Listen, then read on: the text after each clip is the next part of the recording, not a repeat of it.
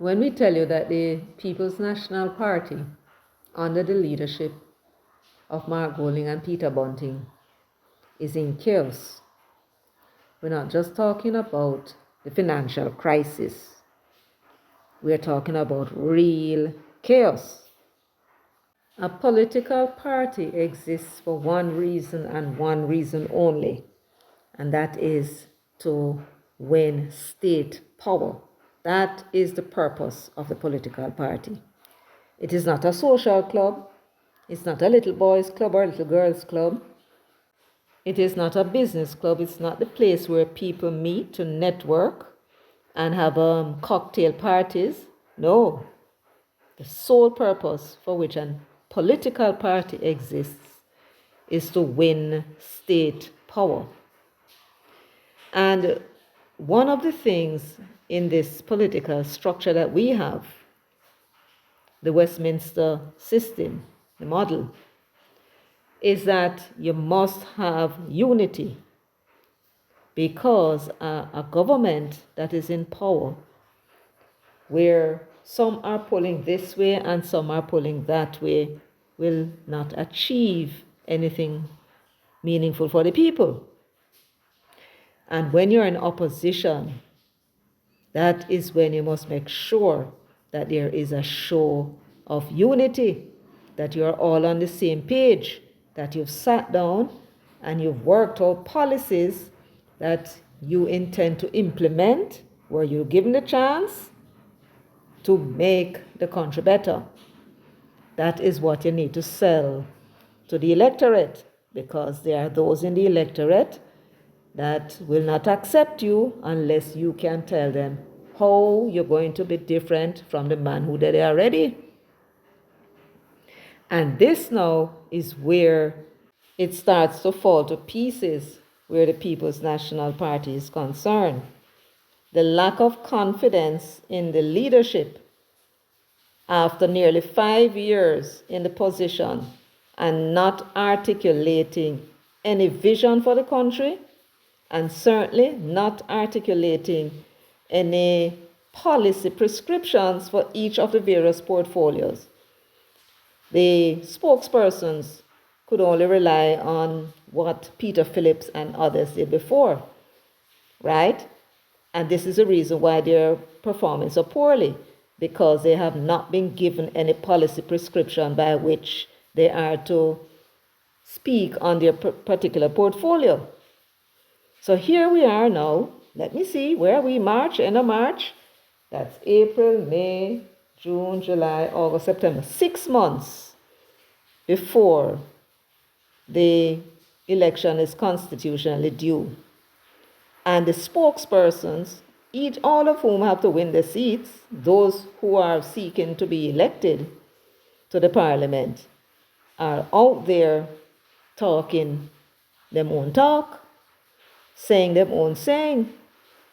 And what it is showing in plain view for the voters to see is that there is no unity. Never mind what you see them doing on the platform. This is where the evidence is that there is no unity, not even in the policies they want to pursue.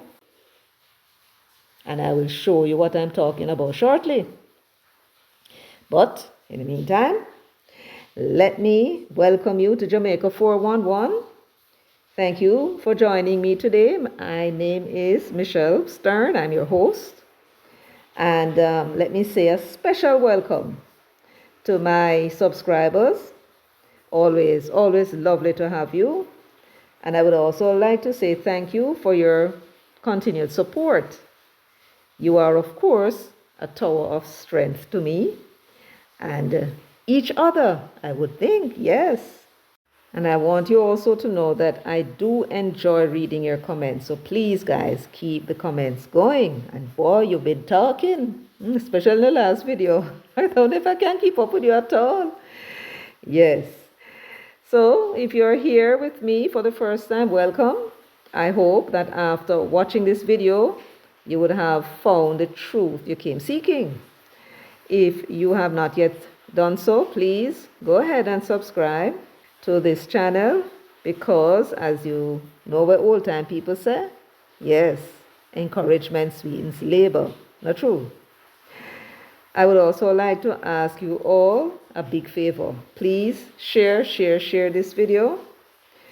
And for your kindness, I thank you all in advance.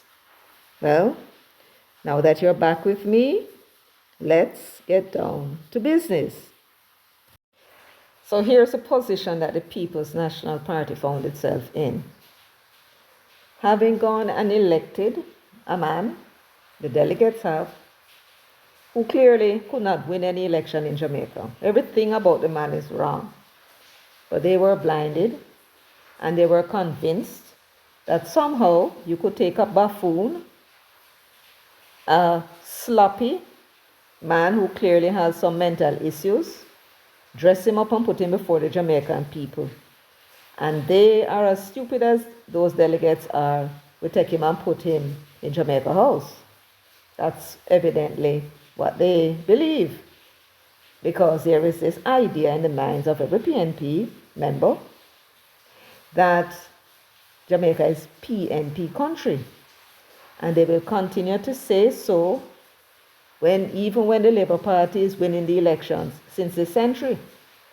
We have had how many general elections? 2002 won by the PNP, 2007 by the JLP, 2011 by the PNP, that's 2-1. Then there was 2016, the JLP won, and they won again in 2020. So that's 3-2.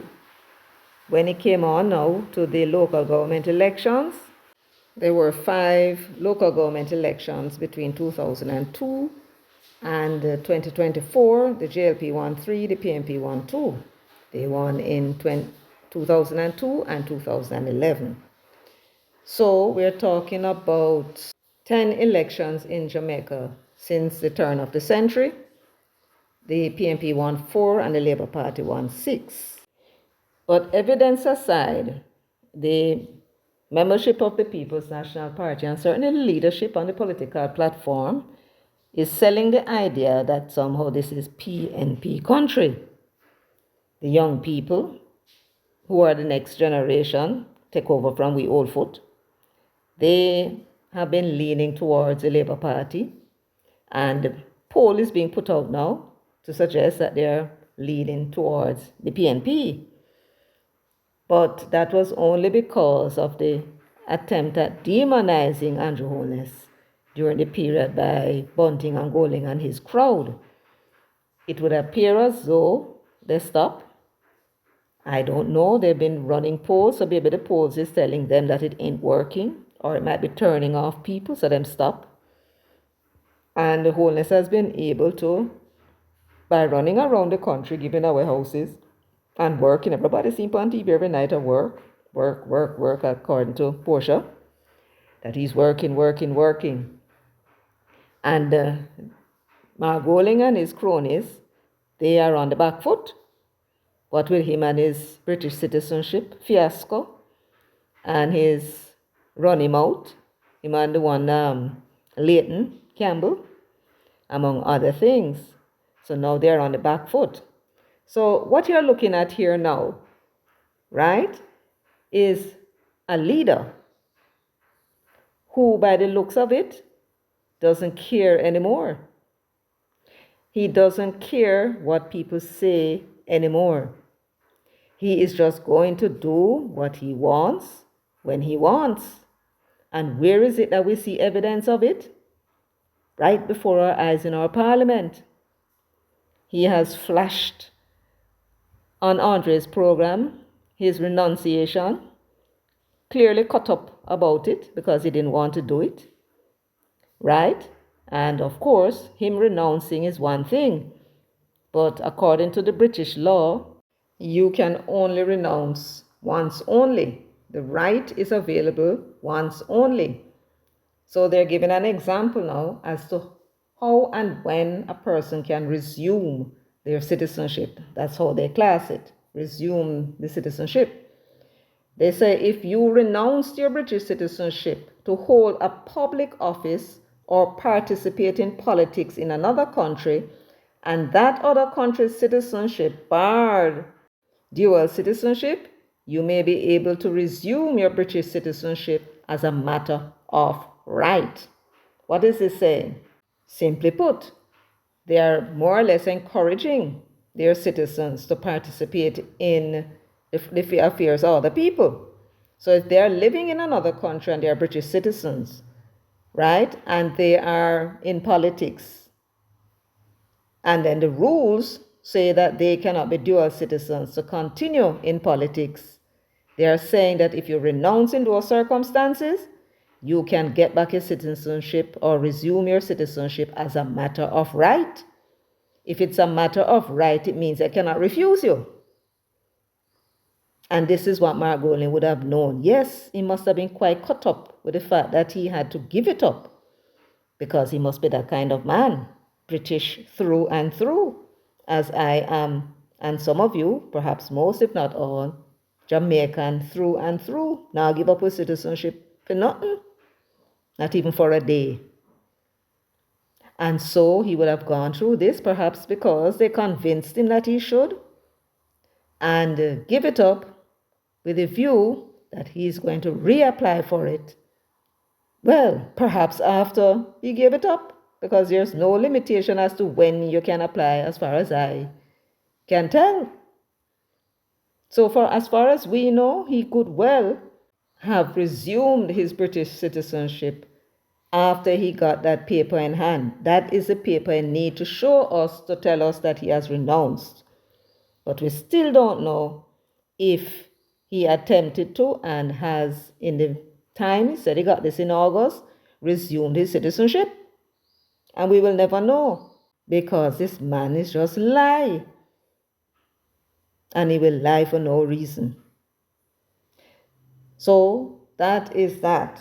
When you look at Mark Golding, the way he is conducting himself, particularly in the parliament, on a day when each of the membership trying to sell them party and want to look good for them party.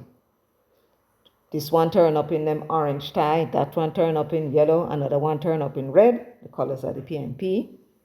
And on the Labour Party side, them turn up in green, right? Full green, or the green tie or green suit, but they turn up in green because them selling them party. What did Mark Golding turn up in? In what appears to be a dark blue suit. And look at this tie that he's wearing. That's the color of the British flag. And this is not the first time he would have worn a similar tie to this, if it's not the same tie, right? During a budget presentation. And this was during the presentation of Andrew Holness. But look at what he wore during his presentation. A very nice three-piece suit. I don't know what that is in his jacket pocket, the top left, right? But that is what he wore. And if you think that that is all, look at what he wore when Julian Robinson was giving his presentation in the 2025-2026 budget debate. There you go. That was what he wore at the debate. So when others turned up in support of Julian Robinson, that was what he turned up wearing.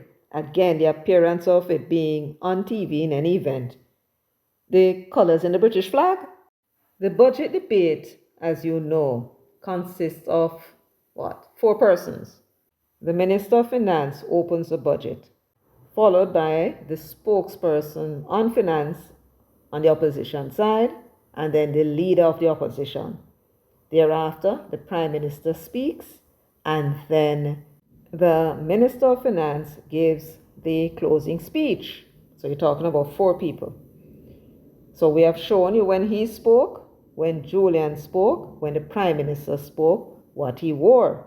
Let us show you now, when the budget debate started and the Minister of Finance gave her speech, let me show you what it was that he wore to see if he was there supporting the PNP by wearing PNP colors.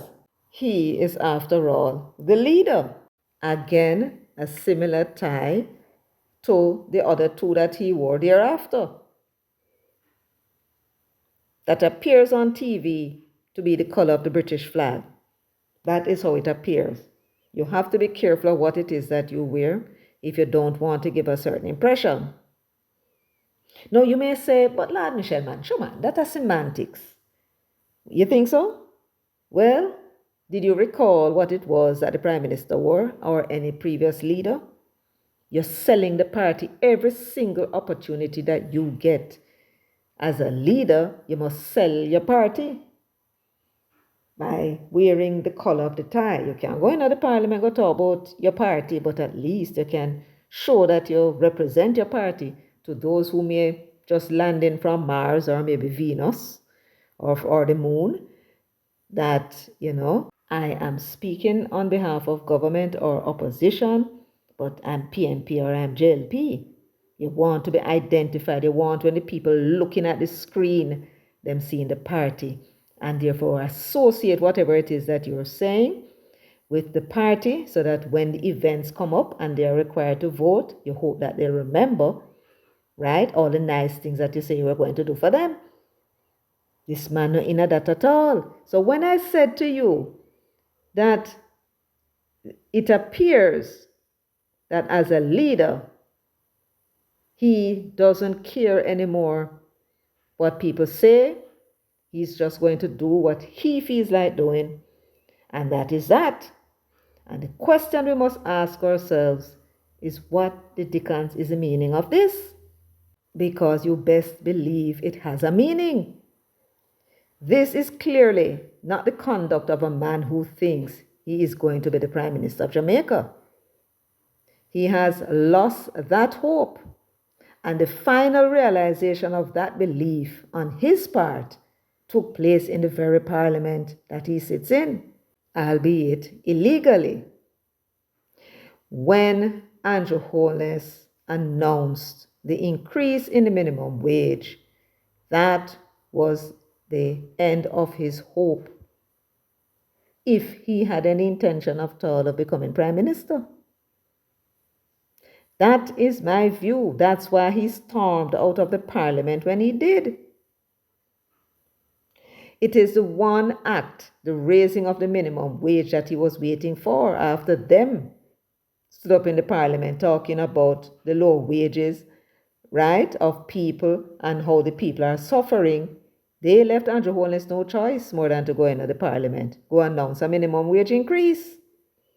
This is what I'm talking about when I say that tactically they made some very serious errors. And even if Andrew Holness had no intention to, they were the ones that made sure that he had to.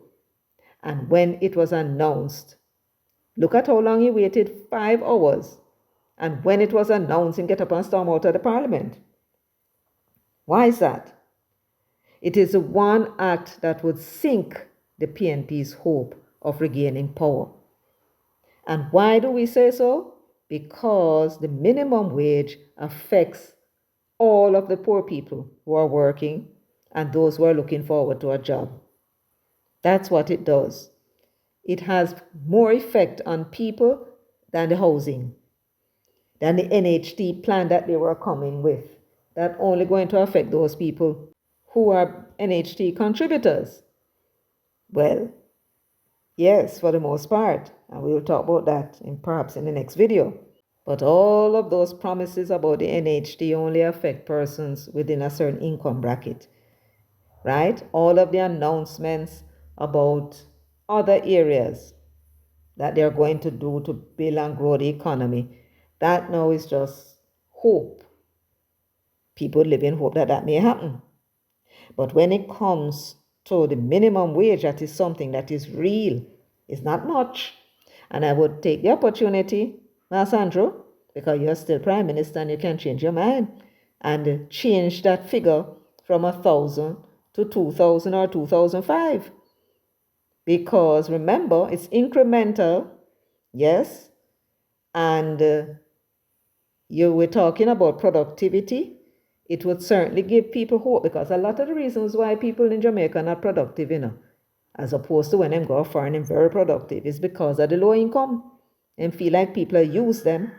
And while they're making a big house and they have big car, them only get little change and they can barely buy food with it. So what kind of productivity you expect from people like that? We're not Chinese. Not at all. Right? So increasing the minimum wage, beg your man, Sandro, put it to 17,500, because we would now be not far away from making everybody in Jamaica a millionaire at 19,000 something dollars per week. Right? So that minimum wage increase made the Englishman get up and storm out of the parliament. And never mind the excuse that he gave. It making get up. That's when he got up. Right? So that when he charged out of the parliament, he was a dejected man. Perhaps even a relieved man. Relieved, because for him, this nightmare will soon be over. So, Mas Andrew, here is my little suggestion, that you wait your full term before you call the election. That would mean that you'd be calling it in August. Be patient, because what you're seeing now, as the time draws closer, is desperation among these risers. We do not want them, as Andrew, in our parliament. These people are no good. People organizing with people of foreign to protest against the country. Why them doing that? Because they thought the foreign press would run out and see when they talk about hospital this and road that and crime and corruption, so that the investors that were planning to come to the country would change their mind and say they can't come here. They were hoping that the foreign press would bring it, so that the tourists who was planning them vacation in Jamaica would say, no, but this place don't seem like a place that I want to go, and go somewhere else. Because they are aware that if you have nothing else going for you, you have the economy.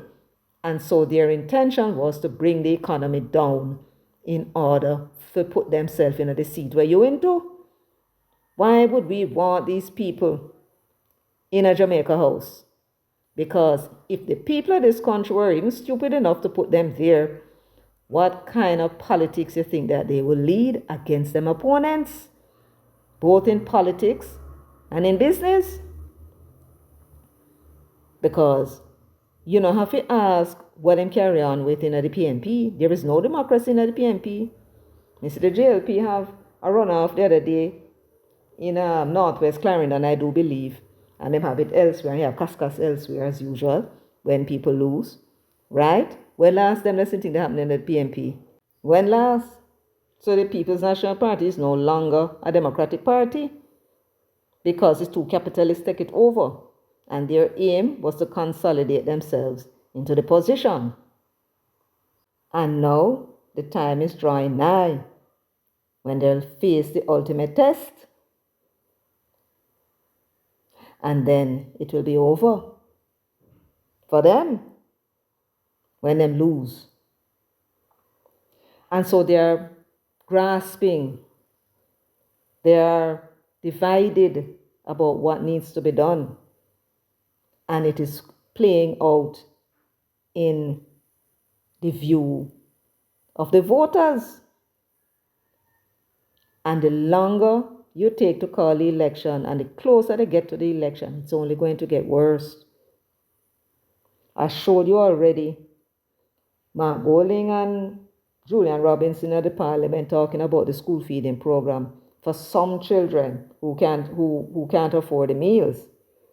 And there was Damian Crawford a few days later down in, where was he? St. Elizabeth?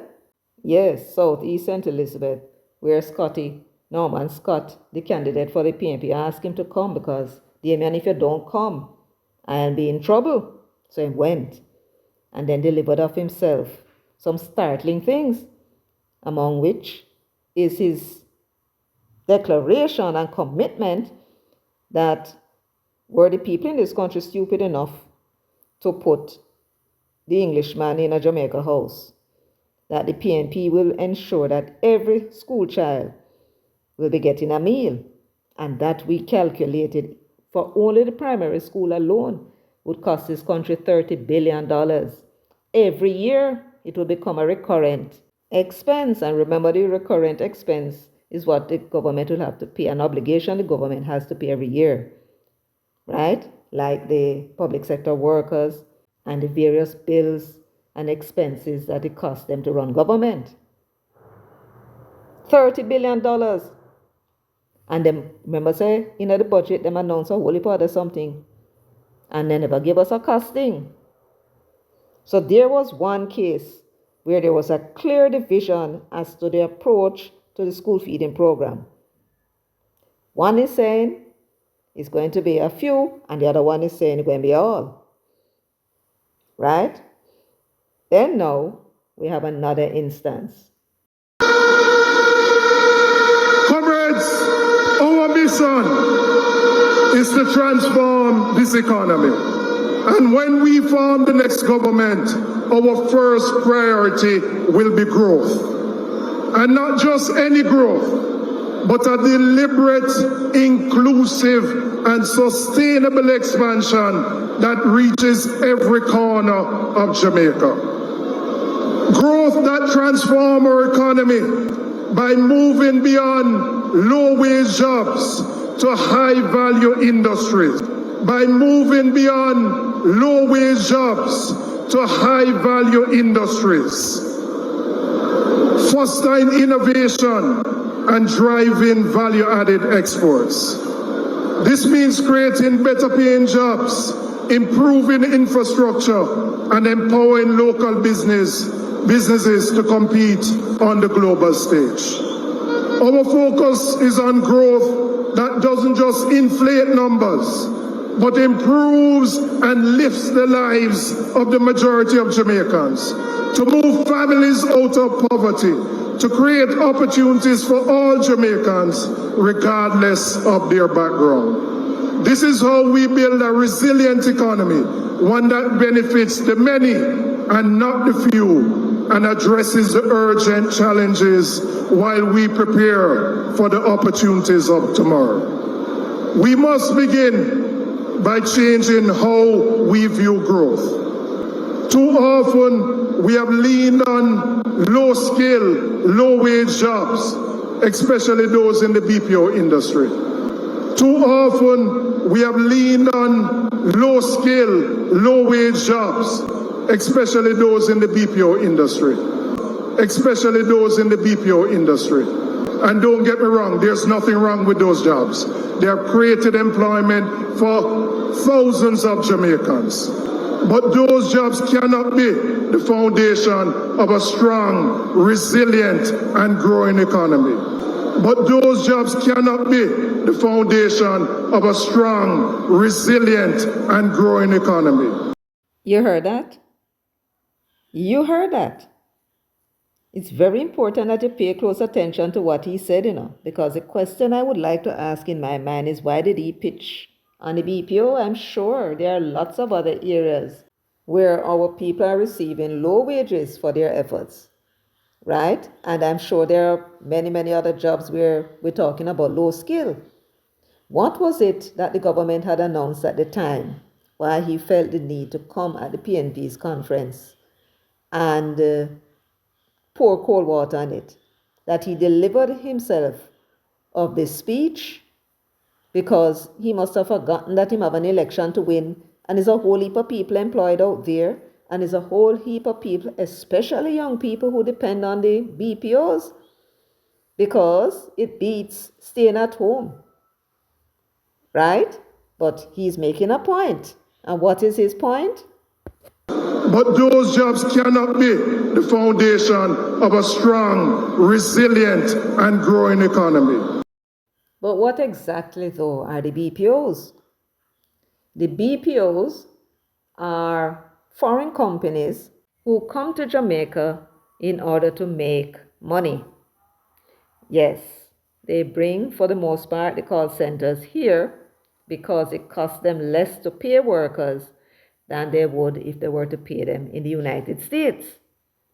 And what they're hoping is that we can produce similar amount or more than the American workers, and therefore they make that much profit. Here's the thing. Jamaica is not the only place that they can go. There is a Dominican Republic, There is the Philippines, and there are other places where they can go and set up shop. But they come here, and because they are here, a lot of the young people in St. James don't migrate. Many of them work in those BPOs, right? Most of them have family homes. They don't have to worry about that. And they work there as a stepping stone for what it is they hope to do with their life. And so it's a job employment, and they're getting money. And those BPOs, they generally have incentive programs where you can actually earn more than basic. I used to work with one, Xerox. And it's largely for young people without skills, true. And they only need to be able to talk, have a voice, pronouncing words good. And then they are dealing with the American customers of the BPOs. The BPOs also they receive contracts from American companies to do the customer service section of their business. So it's called outsourcing. And that is what it largely is. And here is Julian Robinson, who is proposing to be the next finance minister, pouring cold water on the people's jobs. But we do take the point that he's making, that you need jobs that are, well, the people are more productive. But I frankly don't know if service industry and manufacturing industry, production industry, what's the difference? The people are employed. That's what I would think, that is the aim. Get them employed and get some money in them pockets. So because you're in the service here, because you're a salesperson in an Indian shop, or a salesperson in some other business, or you're doing merchandising in a supermarket, or you're doing work in a supermarket, as far as Julian Robinson, an Englishman, is concerned, you're not productive. That is not production. But what is the aim of employment other than to make people have money, right? And provide for them family or start them families. So they seem to think that if you're not producing, you're not productive. I don't know about that, but you can tell me in the comment section what you think. And maybe I don't have this thing right. So let us now hear what it is that the PNP is now saying through one of its spokespersons. Now, this was Julian, at the annual conference. And I'm sure Andre Horton was there and heard what he said. And I'm sure he must have been hearing what his leader has been saying about wanting to move Jamaica from low-paying, low-skilled jobs to higher-paying, high-skilled jobs. Right? How they're going to do that, I don't know. They never said. But that he would have heard that. And he would have heard Julian himself, as a spokesperson on finance, laying out his growth plan. And that did not include the BPOs. Now, let us hear now what it was that he delivered of himself recently. And I'm talking about Andre Horton. So this is an article in the Jamaica Observer dated March 23, 2025. And the headline, PNP taps BPO as main job creator. You read it? You read it? Yes, you see it for yourself? The PNP taps, so he's speaking on behalf of the party now, and they're saying the PNP taps BPO as main job creator. This is after Julian said at the annual conference that BPO is not going to cut it in his growth plans for Jamaica. So if you don't mind, I'll read it for you. It says Montego Bay, St. James. The opposition People's National Party says it intends to position the business process outsourcing, which is BPO. Business process outsourcing. Remember I told you that it's part of the businesses abroad, and they're outsourcing it to another country because they hope to take advantage of the cheaper labor.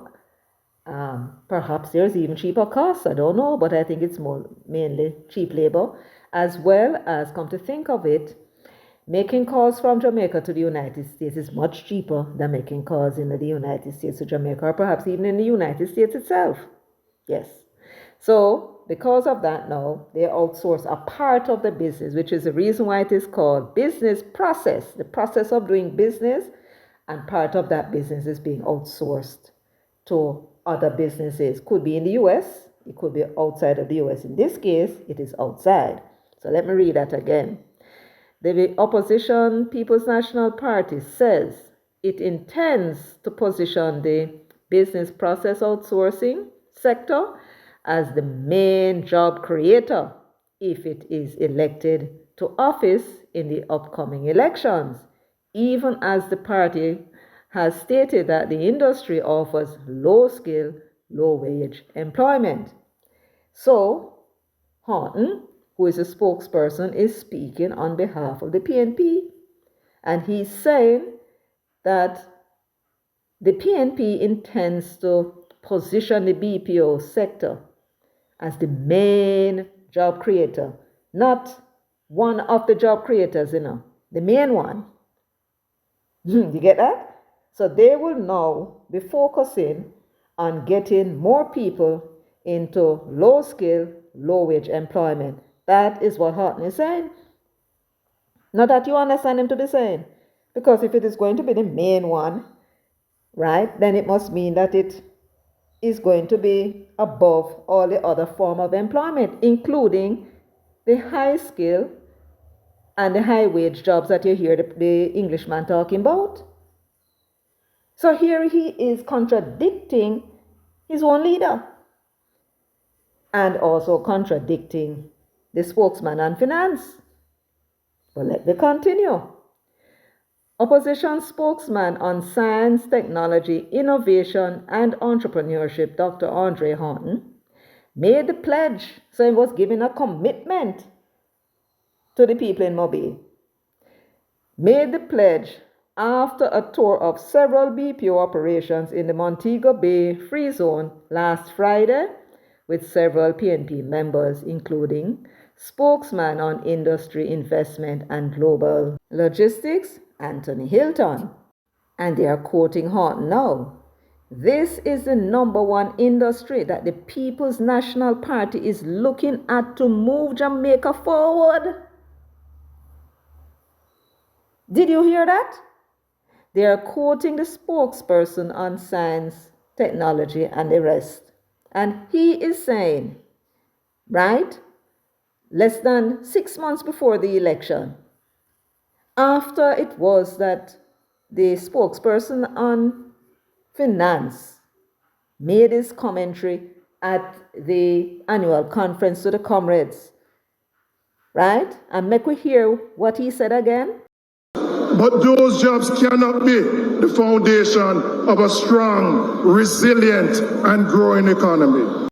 But those jobs cannot be the foundation of a strong, resilient, and growing economy. Right? It cannot be the foundation of a strong, resilient, and growing economy. And yet, here is Horton telling you that this is the number one industry that the People's National Party is looking to move Jamaica forward. In other words, when Mark Adep on this platform I tell you about them, I go into high wage and high tech and out of low wage and low tech and low skill. This was never part of his plan. He simply was saying things that sound good to the listeners, particularly the young people.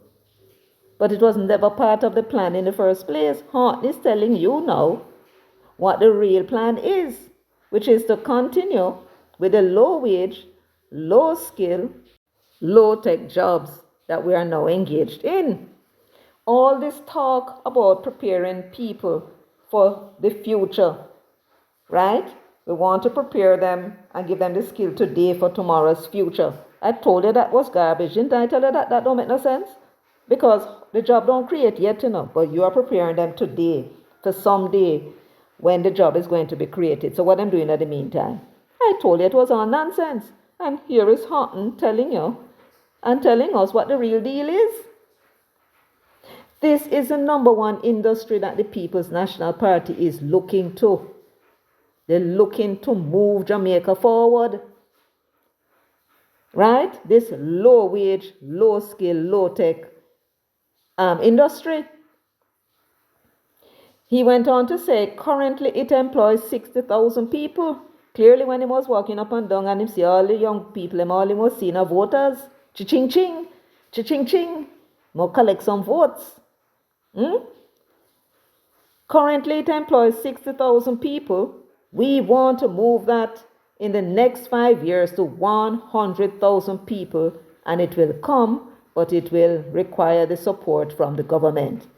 Right? So, they want to move the low productive, low wage, low skill, and low tech people who are employed in these jobs. Right? 60,000 of them. Not particularly productive if you listen to Julian's argument. And now they want to increase it by another 40,000. You are talking about 67% in 5 years. Right? And they're not just going to allow the people to just come in on them own, You say, no, for it to happen, it will require the support from the government. Now, here now is the thing. What is the nature of the support that is required? Because if the current number of BPOs are here already, employing 60,000 people, presumably there is incentive. He's saying now then we need more incentive for bringing more people. What is the nature of the incentive and how much it's going to cost the Jamaican people? Because when you give up taxes somewhere, you have to get it from somewhere else. This is going to be a recurrent expense to the national budget.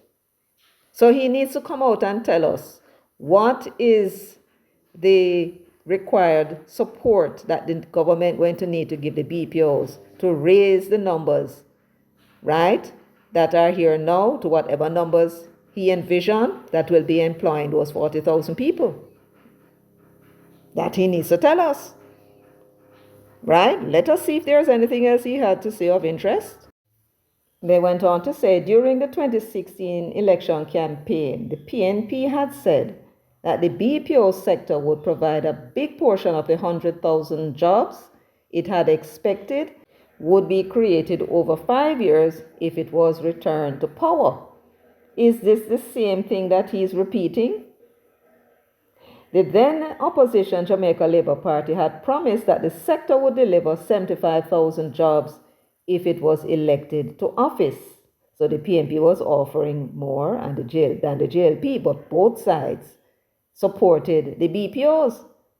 In other words, Portia and Dr. Peter Phillips supported the BPO industry and the fact that it's providing jobs for our people who have been crying, so they want jobs, and now they found a way to get some jobs for them, and they were predicting that more jobs will be created. They anticipated 100,000 more.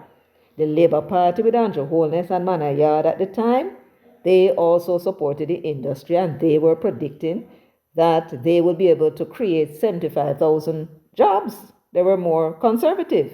But the fact is, there was unity of purpose between the two parties that they want to create some jobs for the people in St. James, Hanover, Westmoreland.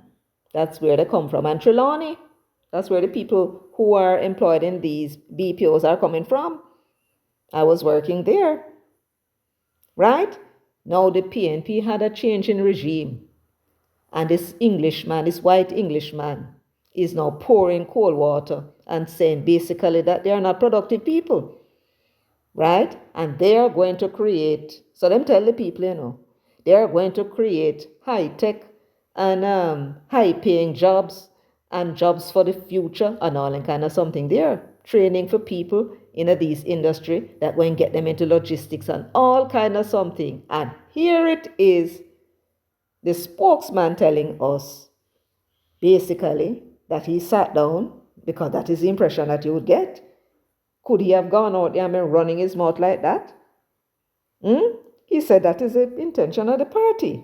He said this is the number one industry that the People's National Party is looking to move Jamaica forward, not backward, forward. And Anthony Hilton was there as well. So what is he saying? He's saying, never you mind what you hear the Englishman has said. Foolishness in my talk. Because what is key is employing people. Right? And make sure so they can provide for them families. So there you have it. Julian Robinson and the Englishman, the two champion boys. One side a talk for them talk about what them intend to do if you stupid enough to take that Englishman and put in a Jamaica house. And there is Horton down in a Montego Bay talking a different story. So which one is right? Who the hell is leading the People's National Party is a question that I would like to ask.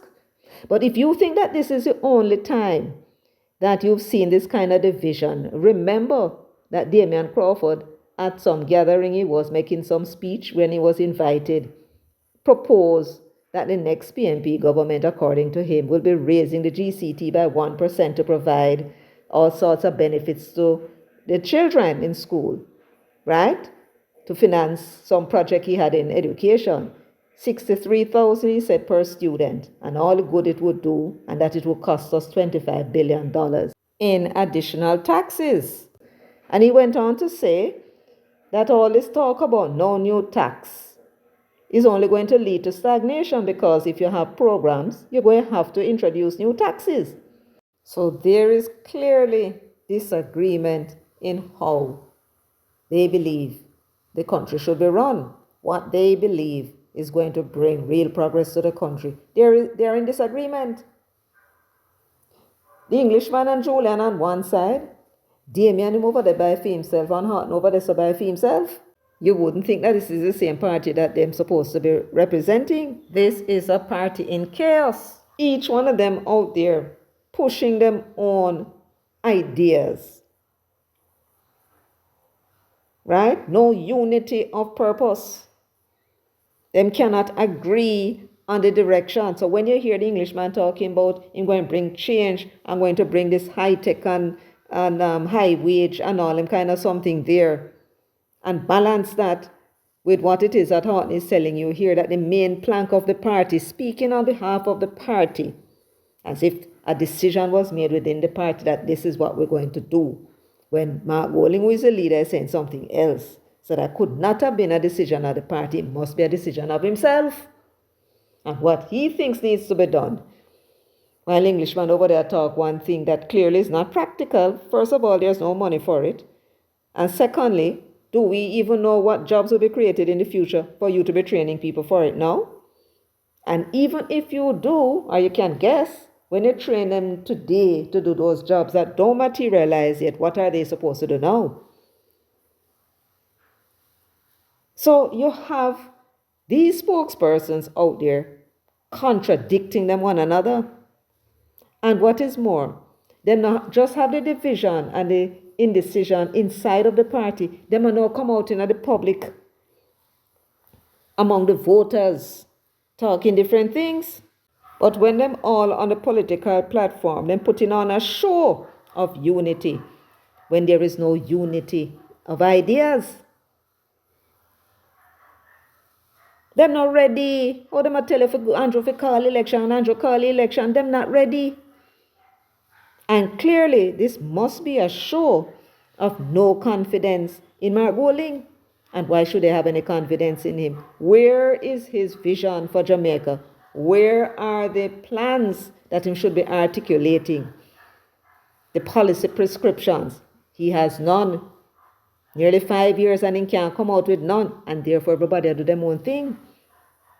They don't have no confidence in him, and they don't have no confidence that him can bring them victory. So them out there do whatever them think they need to do to bring the victory, which is to talk a lot of things which contradicts the position that them leader put forward. That is what you're looking at. No confidence in them leader. And when you see the Englishman turn up into Parliament, not promoting the party, not even wearing the party's color, It is an indication of where his own mindset is, and I am of the view that if the pressure continues on him and the money from the donors are not coming in, Mark Golding and Peter Bunting are going to jump ship on the PNP and leave the party high and dry. Mark my words. Anyway, folks, let me leave it here for today. Thank you so much for joining me, for sharing, liking, subscribing, and leaving your comments in the comment section. So until next time, take very good care of yourselves and walk good.